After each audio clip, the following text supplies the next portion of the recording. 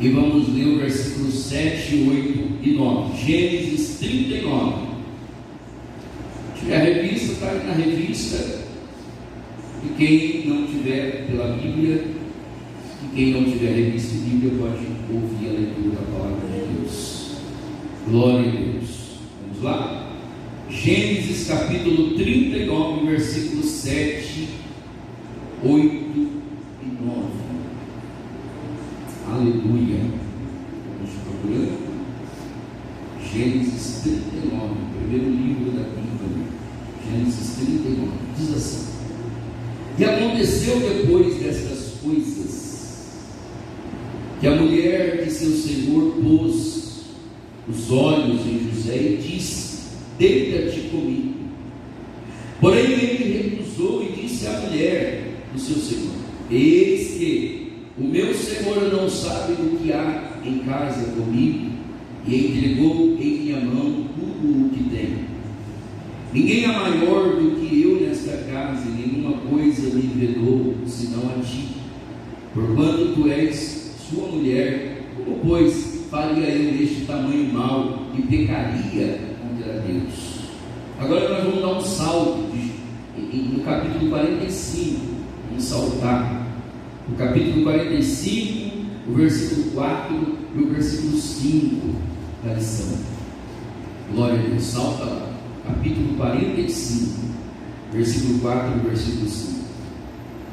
Diz assim: E disse José a seus irmãos: Peço-vos, chegai-vos a mim. E chegaram-se então, disse ele: Eu sou José, vosso irmão, a quem vendestes para o Egito. Agora, pois, não vos entristeçais, nem vos pese os vossos olhos, por me haveres vendido para cá, porque para conservação da vida Deus me enviou diante da vossa face. Amém, meus irmãos? Pode se assentar e glorificar a Deus com uma salva de palmas. Para Jesus. Glória a Deus. Irmãos, nós estamos com a revista, o tema da nossa revista é a natureza do caráter cristão. Glória a Deus. E caráter é algo que é conhecido na vida do cristão, na vida do homem e da mulher, é conhecido principalmente no lugar ou a localização que você estiver, o lugar que você estiver, quando não tem alguém que você conheça, quando não tem ninguém que te conhece. O que você faz ali quando ninguém te conhece revela o teu caráter, revela realmente o teu caráter, porque a maioria das pessoas elas podem fingir algo dependendo do local e diante de quem ela estiver. Mas quando você está em um local onde ninguém te conhece, ninguém sabe quem você é, e ali você expõe o que está dentro de você, ali você expõe o teu caráter, ali você mostra quem você realmente é. E o caráter é isso, é quem realmente nós somos. E é sobre isso que nós vamos falar sobre o caráter hoje, ou nessa lição, do caráter de José. José foi um grande exemplo para a sua época, e ainda é um exemplo para também a nossa época, serve como exemplo para nós nos dias de hoje. E o texto áureo da lição, na revista, é Provérbios 16, 17, diz: O alto caminho dos retos é desviar-se do mal, o que guarda o seu caminho preserva a sua alma. Então olha só, o alto caminho dos retos é desviar-se do mal. Então, o principal caminho do reto é desviar-se do mal. O caminho necessário, importante e relevante para o reto, o que tem caráter, é desviar-se do mal. Para preservar o caráter, você tem que desviar do mal. E o próximo diz: o que guarda o seu caminho preserva a sua alma. Então quem guarda ou se preserva no caminho correto está também preservando a sua a sua alma. A lição aplicada diz o seguinte: os passos de um homem bom, eles são guiados pelo Senhor, e a sua retidão será retribuída com bênçãos e prosperidades. O Antigo Testamento, os irmãos lerem Levítico capítulo 26 a seguir, a Bíblia vai falar de uma série de ordenanças do Senhor, e elas são condicionadas ou condicionais a uma série de mandamentos, de preceitos, de ordens que Deus dá ao seu povo. E caso o seu povo obedecesse, Deus também iria desencadear sobre eles uma série de bênçãos, de vitórias. Então as bênçãos de Deus, sim, elas são condicionadas à obediência. Quando você não obedece à palavra de Deus, haverá de vir sobre a tua vida as consequências.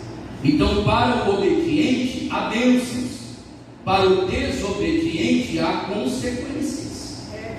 Então, quem obedece vai desfrutar daquilo que Deus programou para a sua vida. Mas quem desobedece e ignora, negligencia a palavra do Senhor, os preceitos e as ordens do Senhor, as consequências virão sobre essa pessoa. Então, é muito claro, irmãos, que as bênçãos de Deus, sim, estão condicionadas à obediência. A introdução diz assim: o testemunho da vida de José mostra-nos a possibilidade de o homem se manter sobre a graça divina, ou se manter íntegro, independente da idade e das circunstâncias que o envolvam. Porque aqui, eu quero parar um pouquinho, a gente culpa muito o ambiente que a gente vive pelo caráter que a gente tem. Então, normalmente as pessoas querem culpar o ambiente em que elas vivem para trazer um apoio para o caráter que elas têm, que elas possuem. Mas na Bíblia a gente encontra pessoas vivendo em um ambiente totalmente destruído moralmente, mas eles não perderam o caráter. Eles viviam em um ambiente destruído moralmente falando, mas eles não perderam o caráter. Por exemplo, Daniel estava na Babilônia. A Babilônia, irmãos, era um lugar totalmente imoral, era um lugar que ia contra os princípios de Deus, totalmente. Daniel estava na Babilônia, mas a Babilônia não desconfigurou o caráter de Daniel. Daniel estava na Babilônia e continuou sendo crente, e crente autêntico, crente fiel. Porque o ambiente em que você está não é desculpa para você fazer coisas erradas. Verdade.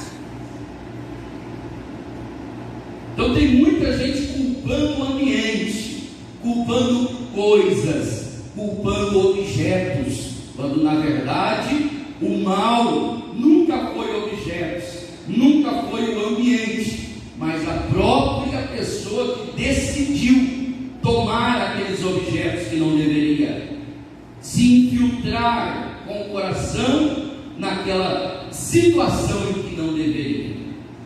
Então o que eu vejo é muita gente querendo fazer coisa errada e que não tem coragem de assumir a culpa e dizer que realmente sempre quis fazer aquilo, mas que agora fez e diz: mas a culpa é da Babilônia, a culpa é do fulano, do Bertrando, e por aí vai. Não, a culpa é de quem decidiu fazer e não do ambiente. Então tem muita gente nesse período em que vivemos, e a gente precisa tomar muito cuidado, porque tem muita coisa que vai se tornando alternativa e opção para você tomar aquilo e fazer algo ruim com aquilo, mas a questão é você que decide, é você que tem na mão a decisão para decidir se vai ou não vai, se faz ou não faz, não é? Então, nesse período, a gente vê muita gente dizendo assim: o que está destruindo as pessoas é o celular está destruindo as pessoas. Não é o celular que está destruindo as pessoas, é as pessoas que sempre quis fazer algo e que agora se tornou muito mais fácil fazê-lo. Então a gente não tem que transferir responsabilidade, a gente não tem que transferir culpa, a gente não tem que transferir, a gente tem que assumir, porque as coisas nunca irão se resolver quando nós ficarmos transferindo culpa. Mas na hora que você disser: é falta de estrutura em mim, é falta de caráter em mim, é falta de identidade em mim, quando você entender isso, você vai trabalhar isso, você vai buscar mudança em cima disso, você vai buscar estrutura em cima disso. Mas enquanto você culpar o celular, não haverá mudança. Enquanto você culpar objetos, pessoas, não haverá mudança. Então Daniel, ele não ficou culpando fulano, Bertrando, não, ele entendeu quem ele deveria ser no Senhor e se manteve assim, independente do que acontecia à sua volta, né? E José também. José estava no Egito, mas José nunca foi no Egito. As pessoas falam que José ele foi o governador do Egito, mas José ele soube muito bem diferenciar os princípios dele dos princípios do Egito. Ele nunca pegou os princípios de Faraó e colocou em prática na vida dele, não. Ele sempre colocou os princípios do Senhor, que ele aprendeu com o Senhor na vida dele. Então ele governou no Egito, mas ele nunca foi do Egito. Ele esteve no Egito, mas nunca foi do Egito. Então a gente não tem que ficar culpando o mundo, a gente não tem que ficar culpando o que se acontece no mundo, que as pessoas criam no mundo. A igreja precisa saber o lugar dela, o povo de Deus precisa saber o seu lugar e se manter no seu lugar. É a igreja que deve influenciar o mundo, e não o mundo influenciar a igreja. É o mundo que tem que se tornar refém da igreja, e não a igreja refém do mundo. Então, José estava no Egito e não era do Egito. Daniel estava na Babilônia e não era da Babilônia. Era Nabucodonosor que era o rei na Babilônia, mas era Daniel quem tinha autoridade. Era Faraó que ainda governava no Egito, mas a autoridade estava com José. Não importa onde você está, não perca a autoridade de Deus sobre a tua vida. Não perca o caráter, não culpe as circunstâncias em quem muda e quem está mudando. Você precisa ser quem você é em Deus e se manter assim. Diga glória a Deus. Glória a Deus. No convívio familiar, na casa de Potifar, na prisão, no palácio ou no reencontro com os irmãos, José sempre evidenciou as virtudes próprias de um caráter forjado pelas adversidades e perseveranças. Então, na prisão, José deixou de ser crente, se desviou porque estava preso. Não, na prisão ele continuou tendo o caráter de um cristão. No Egito ele continuou tendo um caráter de cristão. Na casa de Potifar ele continuou tendo um caráter de cristão. Na circunstância em que os irmãos o venderam, jogaram ele no calabouço, ele não perdeu o caráter de cristão. Porque as pessoas podem fazer o que quiserem e até falarem o que quiserem, mas você será aquilo que você quer ser. Ninguém pode alterar aquilo que você é, a não ser que você permita, a não ser que você autorize.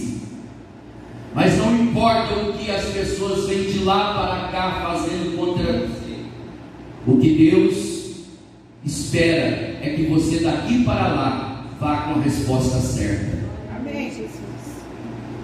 As pessoas podem vir de lá para cá com o mal, mas é dever seu ir daqui para lá com o bem.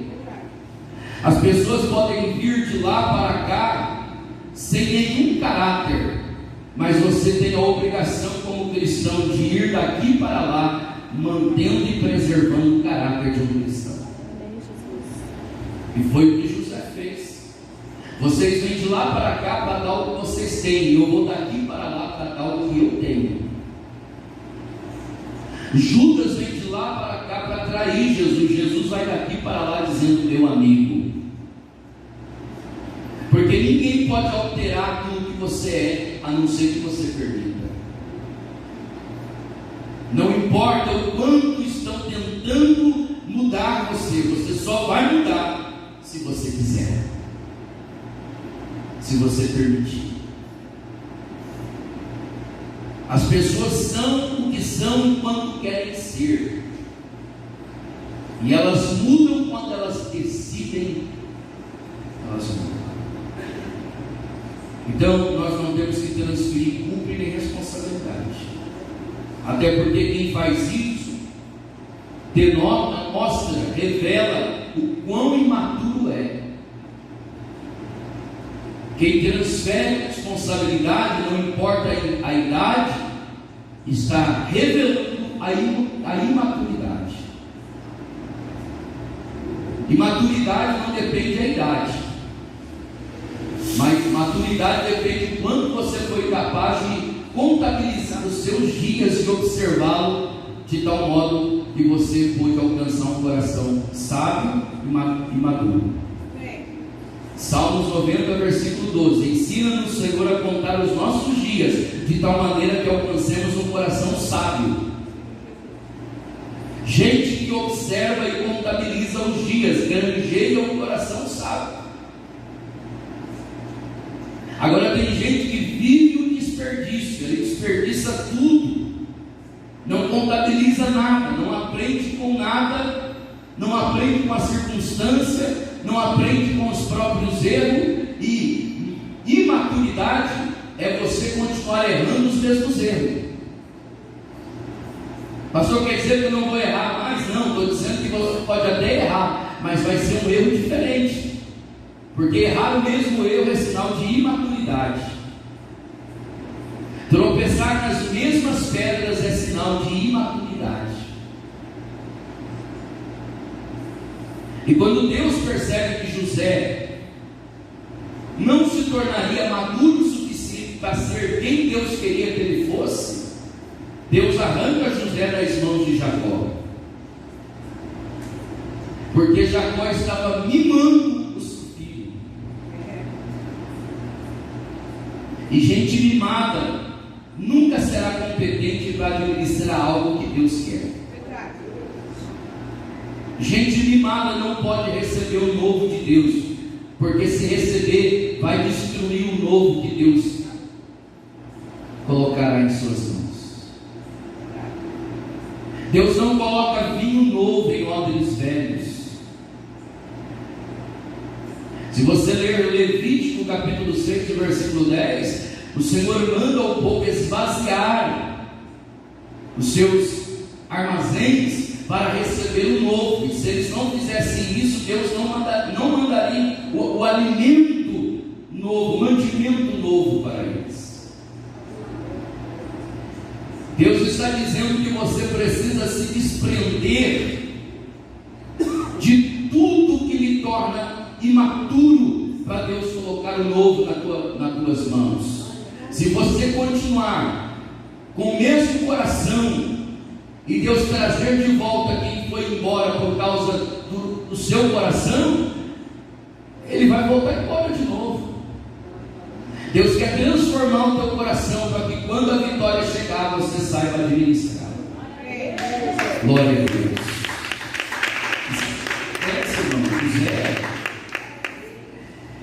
Porque Jacó, a Bíblia diz que Jacó amou mais a José do que os seus demais irmãos.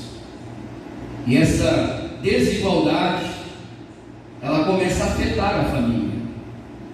O pai que não sabe de igual modo tratar os filhos, ele vai criar rivalidade entre os filhos. O pai que dá mais atenção para um filho em detrimento aos demais, deixa os demais de lado, você está destruindo a sua casa e não percebeu. Aí Jacó ele vai e faz uma túnica de várias cores para dar para José, mas só para José. Deus olhou e falou assim: você está criando um filho mimado, e eu tenho um projeto para esse rapaz. Eu vou arrancar ele das suas mãos, eu vou tirar ele do seu governo, porque se eu manter José aí, você vai fazer dele um filho mimado, que não poderá administrar absolutamente nada. E tem um monte de pais, irmãos, que infelizmente eles criam filhos mimados e depois eles querem que os filhos estejam aptos a administrar a herança. Não vão administrar coisa nenhuma, vão destruir tudo. Não vai precisar de muito tempo não,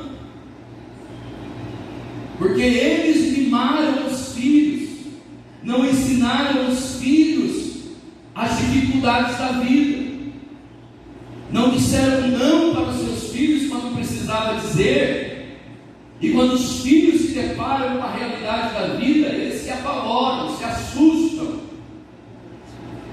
Não é assim? Aí Deus olha para Jacó e vê Jacó mimando o seu filho, e era já uma reprodução também do que havia acontecido com ele mesmo, Jacó. Era o trauma que ele tinha de rejeição, e ele vai reproduzir isso em cima dos próprios filhos, porque traumas é assim: enquanto você não for curado e liberto, você vai reproduzir os seus traumas em cima de alguém. Deus tira José das mãos de Jacó e tira e leva ele para o caminho do sofrimento, porque maturidade não tem nada a ver com o tempo, maturidade tem a ver com o sofrimento, tem a ver com a dor, tem a ver com a dificuldade. A maturidade vem da dificuldade, dos desafios, dos problemas. E agora José começa a passar uma baita de uma luta e começa já com os próprios irmãos, porque os irmãos dele o odiavam, porque eles haviam presenciado o pai depositar sobre ele amor, presentes, e eles passaram a odiar o próprio irmão por culpa do pai. E agora os irmãos querem matá-lo, querem acabar com ele. Só não matam ele porque Deus intervém e não deixa. Mas eles cavam um buraco, jogam ele dentro. A Bíblia diz que os ismaelitas passavam por ali, eles levam José como escravo. Os irmãos armam tudo para que o pai pensasse que José havia sido morto, comido, devorado pelos animais selvagens. A Bíblia diz que Jacó se lamentou por muitos dias, imaginando que o filho estava morto. José é levado, e a Bíblia diz que ele passa por um processo muito difícil, porque ele é levado preso.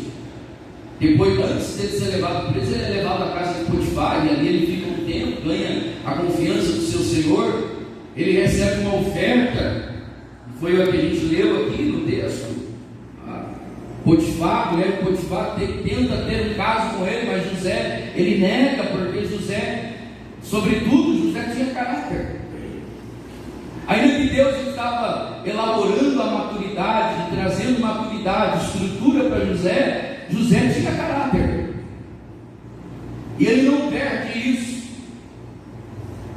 Ele preserva a questão de ser fiel aos seus princípios, e ele nega, ele foge da mulher de Potifar, e quando ele foge, ela tira um pedaço da sua roupa, da sua vestimenta, para caluniá-lo. Olha quanta coisa difícil José está enfrentando. Primeiro os irmãos tentam matar, é vendido, vai para a casa de Potifar, e agora a coisa fica difícil, porque se levanta uma calúnia. A mulher vai dizer que ele teve um caso com ela, porém ele não teve, mas é uma calúnia, ele vai preso, ele vai parar numa prisão. É porque Deus está fazendo tudo isso com ele, que Deus pelo menos está permitindo, é Deus tornando José competente para administrar algo grande, algo novo, algo maravilhoso. Só que quando o coração do ser humano não está pronto para isso, Deus não pode colocar na mão dele algo novo. Porque quando Deus coloca algo grande, algo que dá a você margem para você utilizar aquilo para o bem, como também para o mal, se o teu coração for mal, você vai usar aquilo para o mal. E se Deus colocasse na mão de José poder, como colocou, e o coração dele não fosse transformado, José sairia se vingando de todas as pessoas que lhe ofenderam um dia na vida. E Deus nunca vai colocar algo na sua mão para você ofender alguém. Deus nunca vai colocar algo na sua mão para você prejudicar alguém. Porque a bênção de Deus nos enriquece, não nos acrescentam dores. As bênçãos que Deus quer colocar na sua mão, ou a autoridade, ou o poder que Deus quer colocar na sua mão, é em benefício para o seu povo, ou para as pessoas que estão à sua volta. Mas se Deus colocar poder e autoridade nas mãos de alguém magoado, ferido, traumatizado, Ele vai se vingar, vai usar o poder para martirizar alguém. Então Deus primeiro resolve o teu coração, Deus primeiro quer resolver você, para que você se torne uma solução na vida de alguém, porque só gente resolvida pode ser solução na vida de alguém. Porque enquanto você for um problema, você será um problema na vida de alguém. Então Deus quer te resolver. E o melhor caminho, muitas vezes, é o caminho do problema, da dificuldade. E cá para nós, tem problema que nos resolve muito mais do que a própria solução. Tem gente que Deus não pode tirar a enfermidade sobre ele, porque quem resolve ele é a enfermidade. E se Deus curar, Deus terá um problema. Quer entenda, quer você não entenda, tem gente que só pode estar curado se tiver uma enfermidade.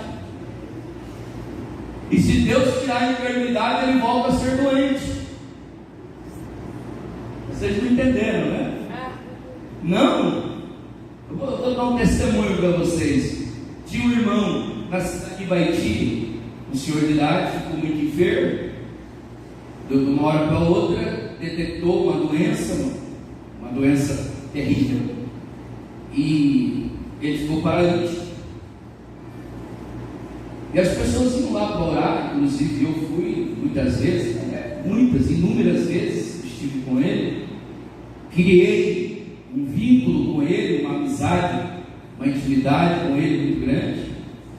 E eu sentava na beira da cama dele, conversava com ele, e ele disse assim para mim: pastor, as pessoas vêm aqui e oram para Jesus me curar, eu não entendo elas. Eu falei: por que, irmão?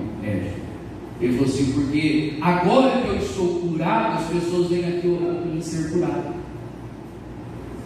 Eu falei: não entendi. Ele falou assim: pastor, pergunta para minha esposa quem eu era quando eu estava saudável. Eu era um homem horrível. Eu era um homem muito difícil. Pergunta para ela quem eu sou. Agora que eu estou curado, e as pessoas vêm aqui para orar para Jesus me curar. É agora que eu estou curado, pastor. Aleluia, Jesus. É agora que eu estou bem, é agora que eu sou um crente de verdade. Porque antes eu não era. Glória a Deus. Entendeu? Pode falar.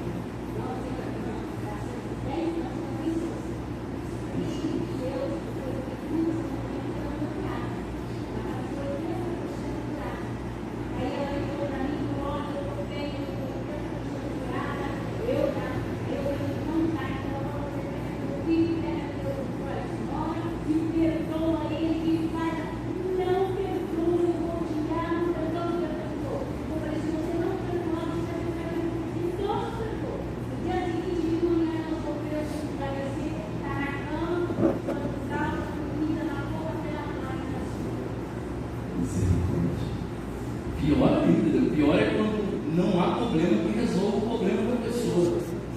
Porque tem gente que se torna tão resistente, coração tão petrificado, tão intransponível à alma, mente e coração, que não existe problema que resolva mais essa pessoa, muito menos solução. E isso é o pior, parece que o caso dela não tem nenhum problema que resolva ela, né? Meu Deus. Mas existem pessoas que o problema resolverá ele, por isso Deus não removerá o problema. Porque se o problema te mantém no lugar certo, por que Deus tiraria o problema sobre você? Por isso que a Bíblia diz que melhor é uma pessoa entrar no céu manco, o aleijado, sem os olhos, por aí vai, do que ir para o inferno estando saudável. Então Deus está dizendo assim: eu dei para ele um problema e não tirei dele, e isso preservou ele no caminho para ir para o céu. Entende? Então tem problemas que te preservará no caminho. É claro que essa não é a ideia perfeita de Deus, não é o plano original de Deus. O plano original e perfeito, a vontade perfeita de Deus, é que os seus servos tivessem ouvido para a sua palavra, fossem fiéis, mesmo sem uma circunstância difícil à sua volta, ou em si próprio. Mas o coração duro do ser humano, a rebeldia do ser humano às vezes é tão grande que Deus tem que colocar um espinho na carne dele. E a hora que ele começa a se esquecer de Deus, o espinho cutuca. E ele diz: ai, Senhor. Entende? Então existem problemas que vêm para nos resolver. Eles chegam até nós para solucionar a nossa vida. Então os problemas que José está enfrentando está tornando ele um homem melhor, está fazendo dele alguém apto para administrar algo muito grande que Deus colocaria em um futuro bem próximo nas mãos dele. Mas só gente resolvida pode administrar o que Deus tem de novo para colocar em suas mãos. Porque se Deus coloca poder na mão de alguém que não está resolvido, ele vai prejudicar muita gente. E Deus não pode ter culpa nessa situação. Deus não pode depois olhar e dizer: poxa, eu ainda sou culpado, porque fui eu quem dei esse poder. Entende? Então Deus, ele quer dar poder, ele quer dar autoridade, mas para alguém que está preparado, para alguém que é maduro o suficiente para lidar com isso. Ainda que o ser humano possa lá na frente utilizar isso de um modo errado. Isso é. O ser humano pode tomar aquilo e fazer algo errado lá na frente. Pode ou não pode? Pode. Pode cometer erros lá na frente com aquilo que Deus colocou nas mãos dele. No entanto, Deus nunca vai deixar o ser humano sem passar pelo caminho da preparação. Mas o ser humano, ele tem o livre-arbítrio, ele pode jogar fora lá na frente aquilo que ele recebeu. Mas Deus levou ele pelo caminho, Deus passou ele pelo processo, Deus tentou gerar nele, aliás, tentou não, gerou, ele jogou fora depois, mas Deus gera em nós um coração transformado, para lidar com aquilo que ele trará sobre as nossas vidas. E José passou por esse caminho. E o melhor de tudo é que José entendeu o porquê e o para quê. Ele entendeu o porquê e o para quê. Porque quando no capítulo 45, no versículo 5 que nós lemos, José olhou para os irmãos e disse: não pese os vossos olhos por conta daquilo que vocês me fizeram. Ou seja, não fiquem tristes, não se sintam culpados. Não, porque para a preservação da vida de vocês, Deus me enviou na frente de vocês. Ó, ele entendeu, ele compreendeu o plano de Deus, e a melhor coisa que tem é quando ser humano, ele compreende. É quando ele entende o que Deus está fazendo, porque ele não ficará no lugar do questionamento, ele não ficará na posição da murmuração, porque uma vez que você entende o que Deus está fazendo, você logo vai atribuir a Deus a glória, você vai ficar ali naquele lugar compreendendo o motivo, entendendo que ele era necessário. Entende isso, irmão? Porque tem muita gente que não está compreendendo o que Deus está fazendo. Aí ele murmura, ele questiona, ele se culpa, ele culpa os outros. Mas José não fez isso. Ele para numa posição e ele olha e diz assim: eu entendi tudo que Deus fez, e entendi o porquê Deus fez, e o para que Deus fez. Agora ele olha para os irmãos e diz assim: irmãos, não fiquem tristes, não se constranjam. Eu sei que vocês me jogaram no buraco, eu sei que vocês me venderam, mas irmãos, fiquem tranquilos.